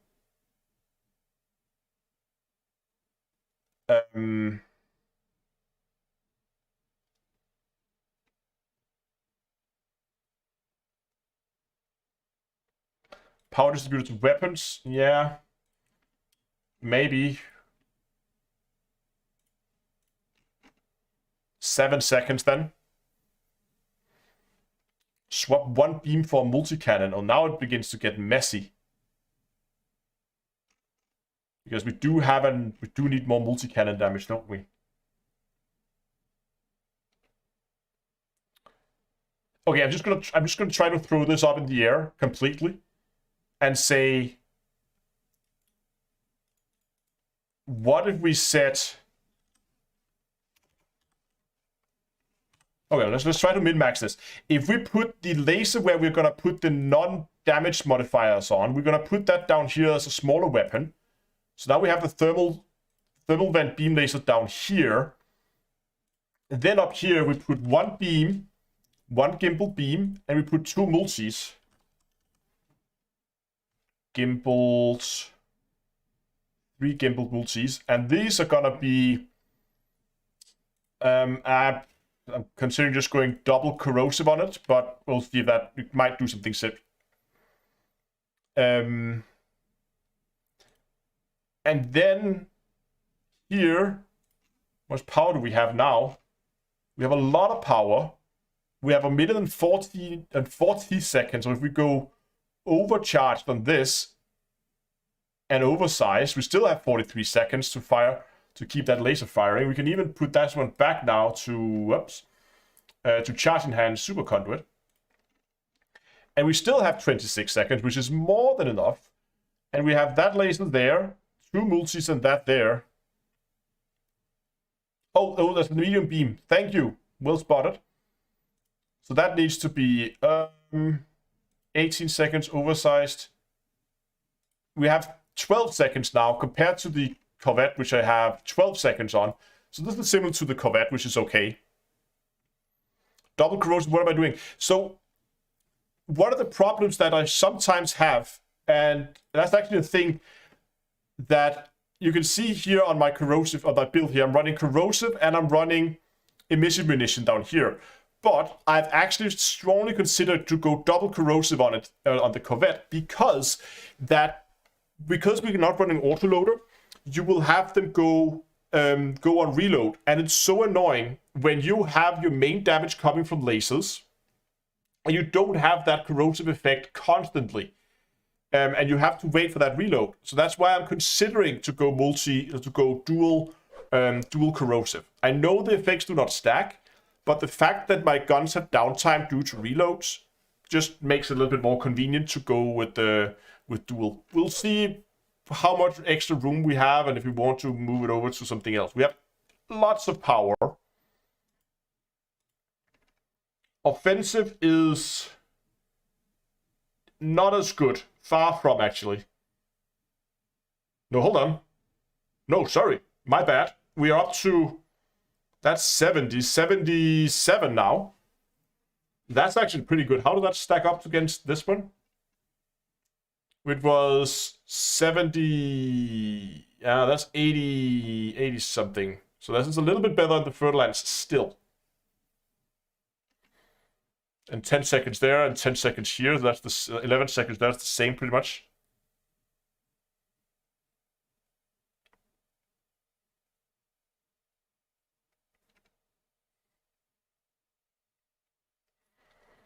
Class 2 multi-cannon should have...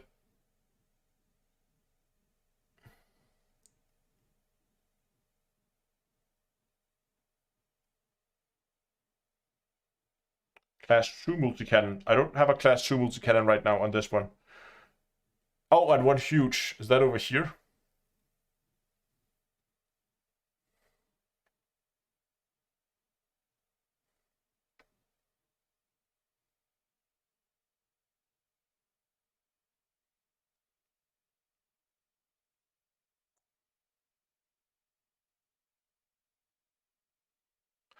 Build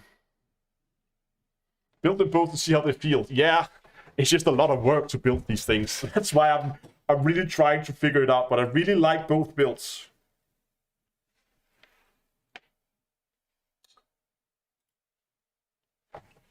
Okay, we're just gonna try to do the other Borderlands build again with the other weapon configuration.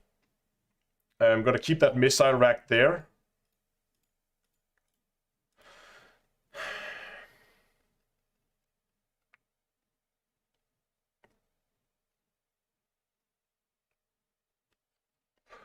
So if we go with a huge, hold on, multi. And then we put high capacity corrosive on this one. Just gonna keep an eye on the damage profile. Then I'm gonna put a beam laser in here. Size 2 gimbal beam. With long range thermal vent.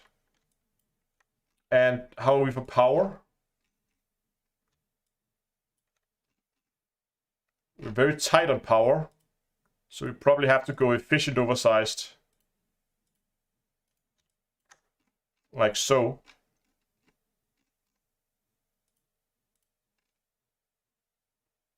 Yeah, now we're down on damage again. We're down to that 50, 63 again.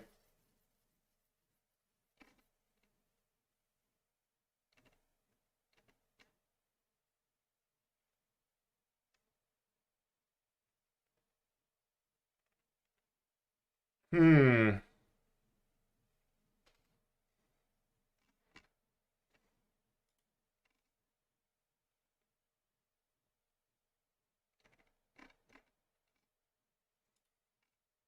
$24. What's the damage profile here?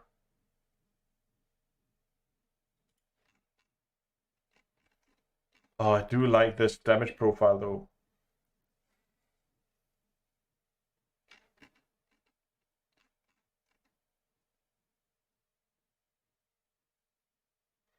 DPS against shields, DPS against armor. Well, let's just try to disable the...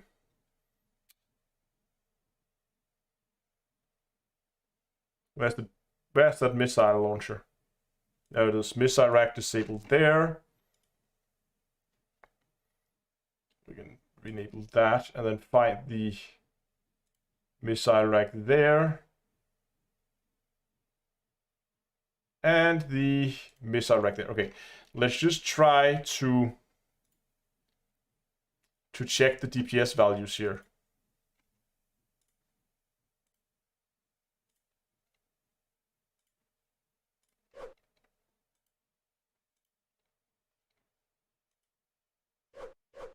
So 47 against shield, 40 against shield, 44 against shield, 87 against... So hold on, so the crate did best shield, followed by that one. Against armor, crate is best. Third lance is a little bit better against armor there. Okay, so this build here is worst against all of them.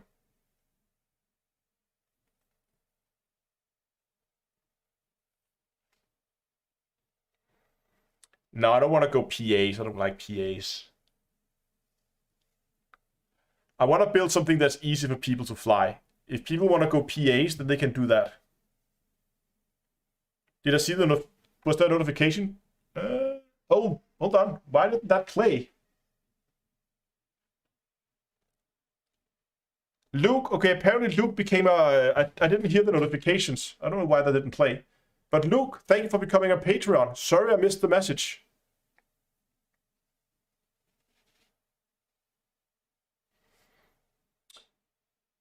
I hope you're in chat. Okay, played on stream. Okay, it didn't play here. I'll have to look into that. Stuff keeps breaking.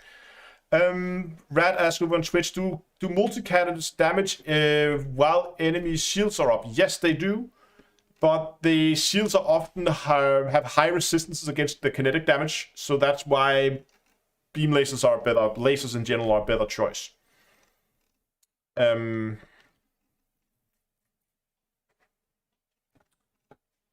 So I think I'm gonna scrap the huge multi-cannon version of the Fertile Lands.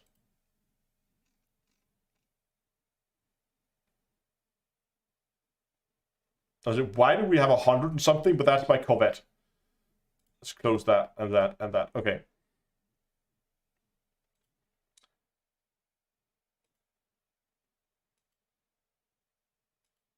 So right now we are basically just, what is the sum here? Well, let me just get a calculator.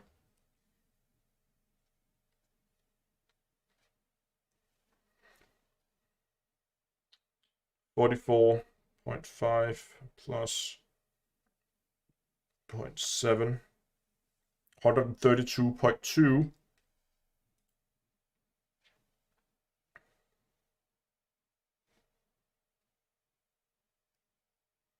Plus 44.2. Okay, so they're like 1 or 2 DPS off each other if you combine those two, just to see if one would like. These are pretty. It's a toss up between these two. You could argue, say, yeah, okay, so the crate has the advantage of having a better distribution between its damage, so it's more even. So it will be more consistent damage, and it does have the fighter that we have not factored in, so it does have a little bit extra damage from the fighter. But again, it's slower, it's less maneuverable, and it has less hit points, like a lot less hit points than the Fertile Lands.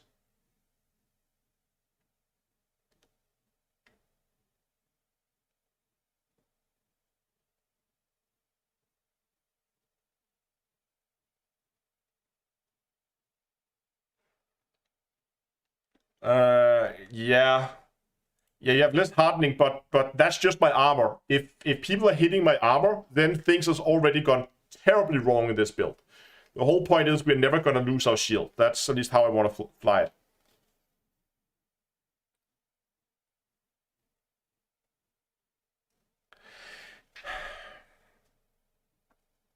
What do you guys think? Hold on, I think I can actually do. Can I do votes now over on? Yes, create a poll. Ask a question. No.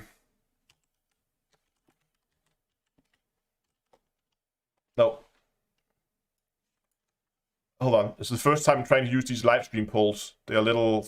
Hold on. So, create Mark II or FDL. What ship do you like the most? Question mark. See if this works. Ask your community. Did that work? I can't see it.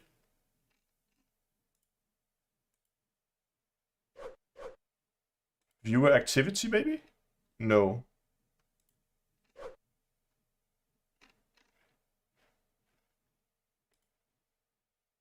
Oh, right, it's up here. Ah, now it showed up. It works. Oh, great. Cool. So now people can vote. Ah, this is pretty cool. I like that. Well done, YouTube. Adding a not in Twitch. Yeah, sorry, it's a YouTube feature right now. I don't think they have this. They have something, probably have something similar over there, but yeah, it's awesome. Yeah. No more straw polls all the time.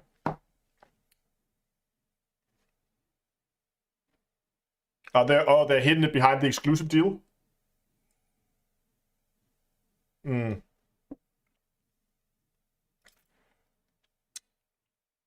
Okay, gonna give you a few more minutes or a few more seconds to vote. While we're waiting for the votes to come in, if you haven't liked the live stream yet, please go down and do so. I think the target today, what do we end up with? 170, I think. If we hit 170, I'll be setting up a discount code for you guys. So if you're enjoying these more like theory crafting, talking kind of live streams, then let me know by going down and liking the live stream. And then if we hit 170, then I will be setting up a discount code for the merch store, which you can find at d2eastore.com. 54 likes for the discount code. Go, guys, go.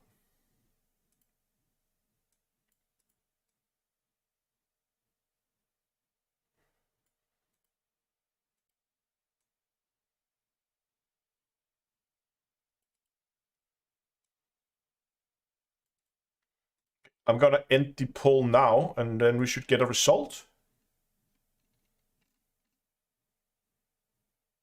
And it even posts the results in chat. Damn, YouTube.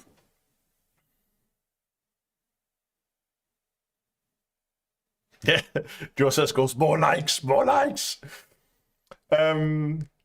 I think people seem to be tending, at least if we look at the YouTube, it's about 2/3 who says they like the Crate Mark II, and then 1/3 does it like the Thirdlands. I am really in doubt.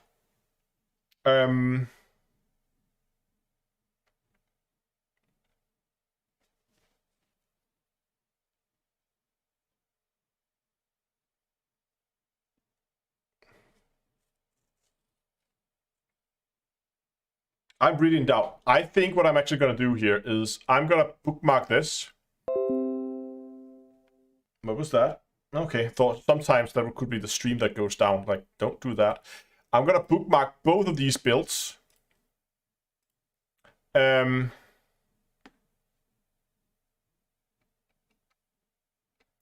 both and compare. I think I will have to do that. John, I think I have to go and actually build both of them, because this is, for me, this is a toss-up. I mean, either could work.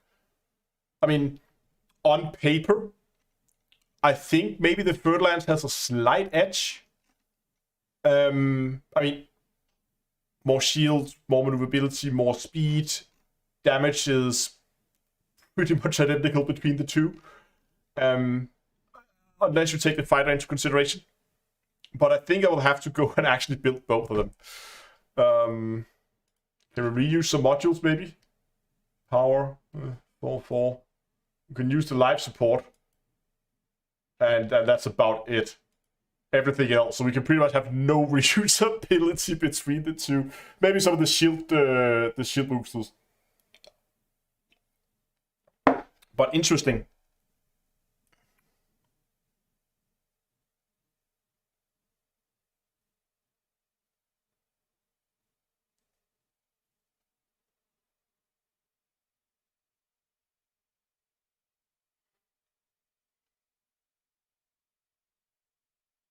Yeah, that's a good point. Battleman says you have to time your boost in the Thirdlands. The big distributor on the crate is more forgiving.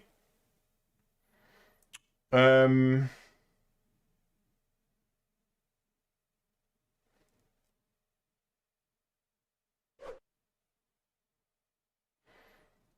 doubt. My doubt is the shield ripping capability of the ground-based lasers. Yeah. Yeah, I mean, that's the thing with the crate. We can bring Howard, which is nice. And it's always nice when we can bring Howard. So we have someone to blame when it doesn't work. But basically, the conclusion here is going to be, if the crate doesn't work, then it's Howard's fault. And if the Thirdlands doesn't work, then somehow I'll find a way to make it Howard's fault as well.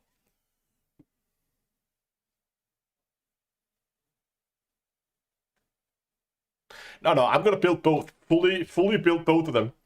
And then we're going to take them out. But that's probably going to be in a future live stream. I'm going to take these out. We're going to sit down. We're going to build them. I'm going to test them. And it might really be a toss-up between them, where if you like one over the other. But it also, I mean, what I think... Okay, so here's what I think I'll do. We'll save these builds for now. Then we'll wait for the... Then we'll wait for the conflict zones to come out. Then we're going to try them out in space, because before I even want to start building these, I want to verify that it actually helps towards the conflict zone to kill the ships in space. Because if all you do is just kill ships, but you don't really do anything for the conflict zone by killing them, then it's kind of a pointless to build either of these ships. So I probably want to start out by just testing it in a corvette. Probably like slap on a missile launcher on a corvette and then just take that out for a spin and see how that works. Corvette's obviously way too fast. It's not way too fast. Way too heavy for these kind of things. But just to get familiar with the gameplay, just to get a feeling for how much damage do we get out of those turrets. And they just completely, I mean, if they're ripping the Corvette apart, if they take the cucumber out, and that's being ripped apart, then we're not going to be able to be anywhere near that base in either of these ships. Exactly, like go out and test, see how well the cucumber handles the situation. We can take Howard out, we can see how he flies in an atmosphere. If I don't know how the combat performance of fighters are in an atmosphere. I never used them for combat in an atmosphere before. I have flown fighters in an atmosphere, but never seen the NPC fighter pilots combat in Atmos. So that's going to be a whole other thing to test as well. So I think what I will do is, when it comes out next week, it probably won't be out for next week's live stream, to be honest. Yeah, exactly. See how gravity changes things. Exactly. And as also put out, the crate is easier to fly and more pilot friendly. Yeah, exactly. A more pilot friendly view, but it's a more...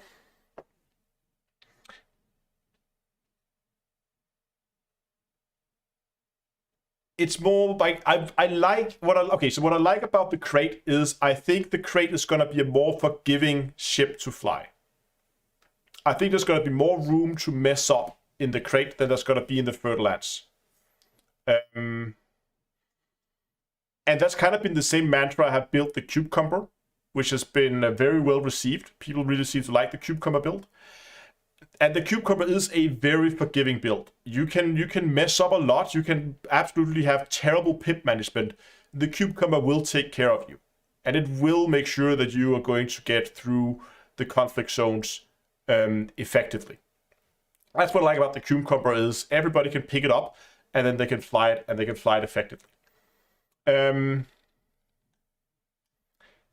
I think the Crate Mark II is going to be closer to that theory of having a very forgiving build. I think the Fertilance is going to be a little bit more, yeah, as you said, the smaller capacitor means you need to manage your power pip, you need to manage your pips a little bit more, that kind of thing. Yeah, I don't know, John, if it's going to be a metric. It may be.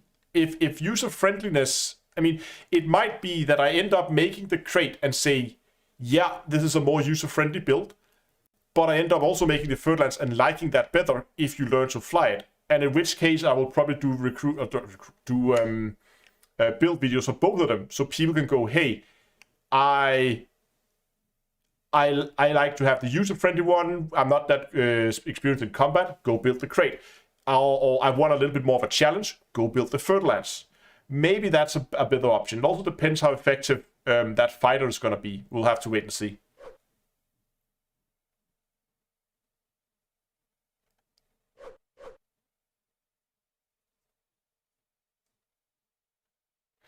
Oh, right, that's a good thing, Shadow. We haven't really. We're just going to quickly check that. We haven't really done much with the power distributor in terms of balancing this. We have 11 seconds now. Let's just try cluster capacitor. Still 11 seconds. How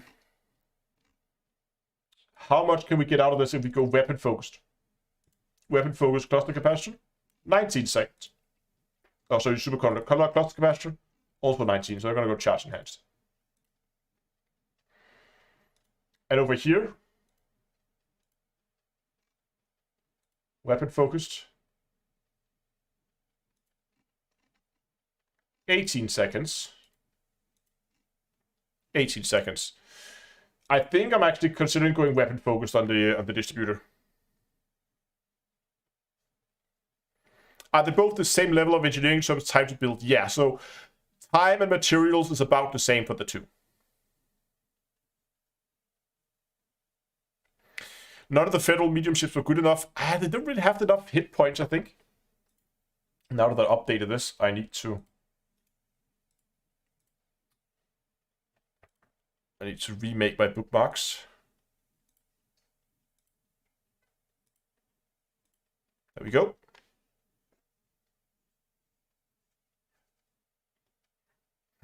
Mama because canopy. Yeah. Yeah, the shields weren't really up to par, I think. But both of these are pretty decent shields.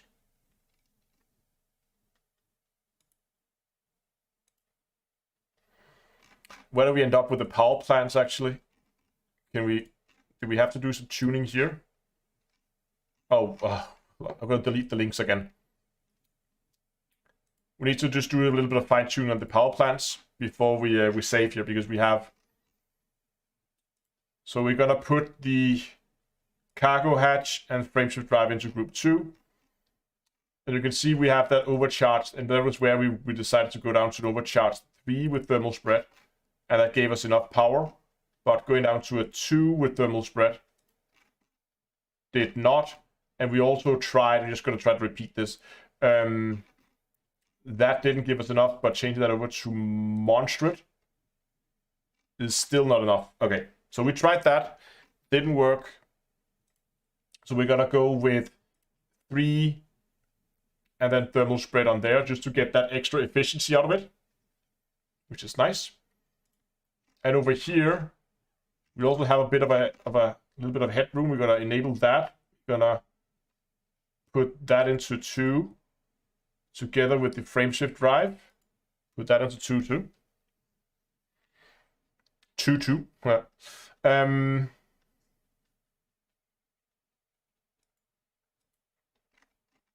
What about the crate? I'm just going to check something. Oh, we can have all of it on here. That's a nice additional feature. We are already overcharged in thermal spread, so that is about as good as it gets. Could we just, what if we just put that back into 1 and then just turn that off, because we don't need that cargo hatch anyway. That's the way it's gonna be. Okay.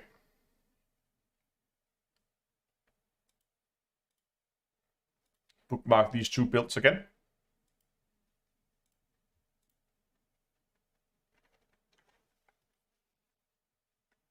What do I think of the Mumber? I've never been a big fan of the Mumber. I don't know.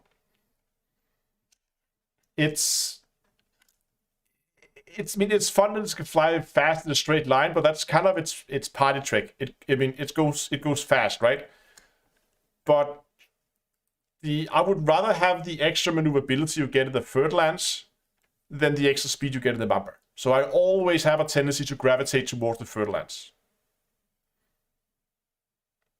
It looks good, I think.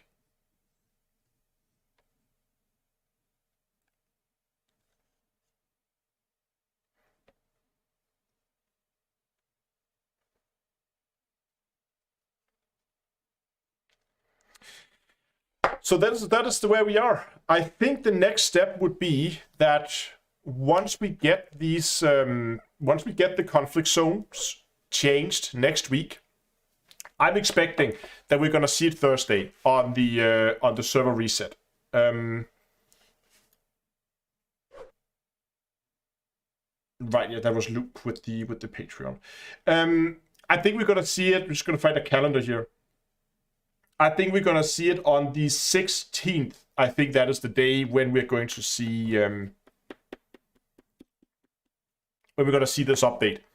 So what I'm considering is maybe what we should do next week is to move the Elite stream to Friday and then live stream Star Citizen on Tuesday, because then we can go on Friday next week.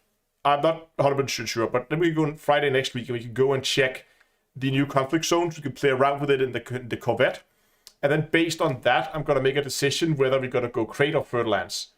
And then build that ship. It should be pretty fast. I stocked up on a lot of materials before Odyssey hit.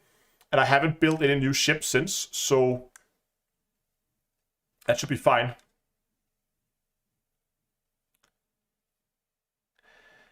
So we should be able to build it relatively quickly. And then we can go and test it. And again, remember that we also have that 45G planet trip. I'm gonna see if I can find a good weekend for it. Just quickly looking at the calendar, since it will have to be over a weekend. It's probably gonna be sometime in October.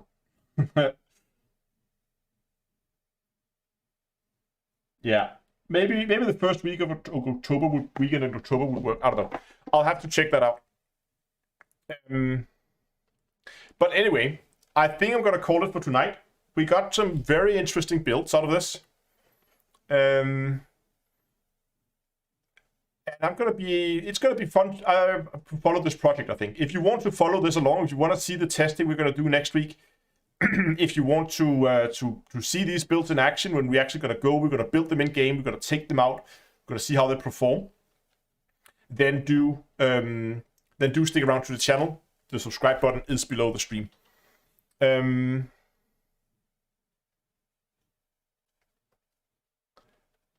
That's not true. You built. That is true. Music Dog is absolutely right. I did make a build. I made the Astro Van. You are absolutely correct. I did make a build. I completely forgot. And I fly that ship every day. Yeah. Yes, Astro Van is a wonderful, wonderful ship. I love that build. Did I put that on? I think that managed to. I remember to put that on Commander's Toolbox. Exploration, probably. Yes, there it is. Astro Van, Bubble Boss, Odyssey Dolphin. There we go. But that's gonna be all this testing is gonna be in another live stream. For now, I'm gonna call it for today. Since we are not too late today, there will gonna be a after party over on Discord. If you want to come by, want to say hi, if you have some feedback, if you have other builds you want to share, do come by Discord and post them. We can discuss them over there. It'll be absolutely wonderful. And there's now a whole host of links in chat that you can find. You can find a link for Commander's Toolbox, which you've seen me use a few times tonight. You can also find links for the merch store, which you can find at d2eastore.com. And yes, we are going to rate people on Twitch. Thanks for the reminder, Calvin. You can also find links for all the social channels if you want to follow me on other platforms. And finally, if you want to support the channel, you can do that either through one-time donations through Streamlabs at tip.d2a.com or, as Luke did today, through Patreon on a recurring basis through patreon.d2a.com. And finally, if you want to drop by Discord, it is at discord.d2a.com. But again, do stay tuned to the channel. We're going to play around with these builds. I think I have to build both of them just to try them out. Because they're so close to each other, but that's gonna be in the future. It's probably gonna take me some time, but I hope you'll come along for this journey. And until next time, I will see you guys in space.